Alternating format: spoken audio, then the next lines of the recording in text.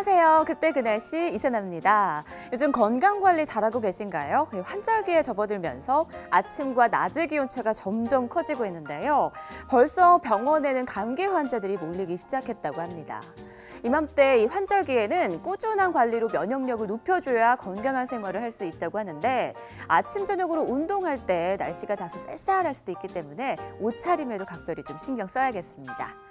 자, 오늘 그때 그 날씨 1999년으로 한번 돌아가 볼 텐데요. 먼저 그때 날씨부터 함께 살펴보겠습니다. 네, 흐리고 한때 비라는 제목이네요. 99년도 오늘 비 소식이 나와 있었습니다. 다행히 많은 양은 아니었는데요. 비가 계속 내리는 남부지방은 선선한 날씨가, 또 중부지방은 30도 안팎의 더위가 예상이 됐습니다. 9월이 다가오는데도 이렇게 30도 안팎의 더위가 나타난 건데 기상청에서는 늦더위가 조금 더 이어질 것으로 예상을 했습니다. 관련 기사 함께 살펴볼게요.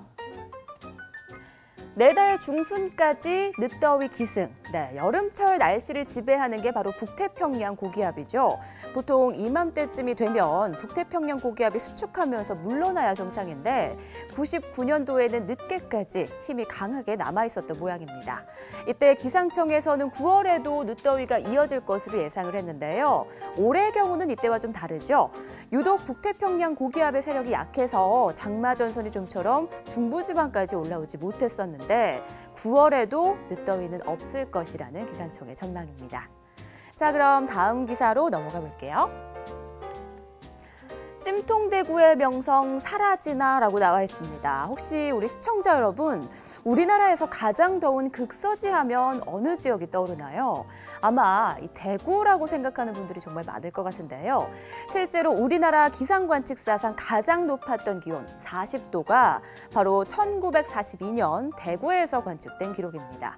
그런데 신문기사에 따르면 4년 동안 최고 기온 자리는 순천과 합천, 제주가 차지했다고 합니다. 이게 어떻게 된 걸까요?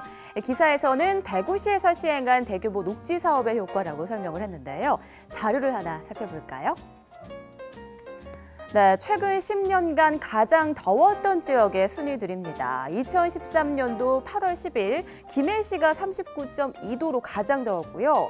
같은 해 8월 8일은 울산이 38.8도. 네, 울산은 올해 여름 더위도 정말 심했죠. 또 8월 7일 의성군이 38.7도였고요. 4위는 2012년 8월 5일 영월군이 38.7도. 2013년 8월 11일 광양시가 38.6도를 기록했습니다. 네, 지금 보시는 것처럼 대구는 없네요.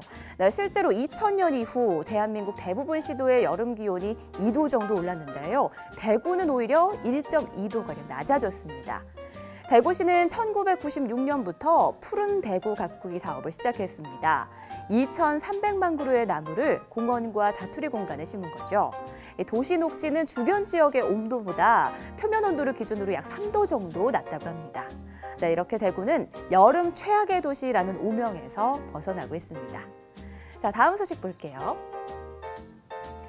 원전 주변의 어종이 크게 줄었다. 네, 우리나라에는 현재 총 23개의 원자로가 돌아가면서 우리나라 전기의 4분의 1 정도를 생산하고 있습니다. 원자력 발전은 가열된 원자로를 식히기 위해서 막대한 양의 냉각수가 필요한데요. 그만큼의 물을 수급할 수 있는 곳은 바다가 유일하기 때문에 우리나라의 원자력 발전소는 해안가에 위치하고 있습니다. 문제는 이 원자로를 식히고 나온 냉각수가 열을 머금고 있어서 주변 생태계에 영향을 끼칠 수 있다는 건데요. 바로 그 내용을 다룬 기사입니다. 한류성 어종이 사는 동해에 온수가 유입되면서 원전 주변의 어종이 급격히 줄어든 건데요. 전문가들은 장기적으로 봤을 때 생태계 파괴 우려가 있어서 지속적인 관찰이 필요해 보인다고 말했습니다. 인간의 편의를 위해서 건설된 시설 가운데 본의 아니게 생태계에 악영향을 끼치는 경우가 많습니다. 자연 없이 우리 인간이 살 수 없듯이 자연을 최대한 보존하고 또 함께 어울릴 수 있는 환경이 조성됐으면 하는 바람입니다.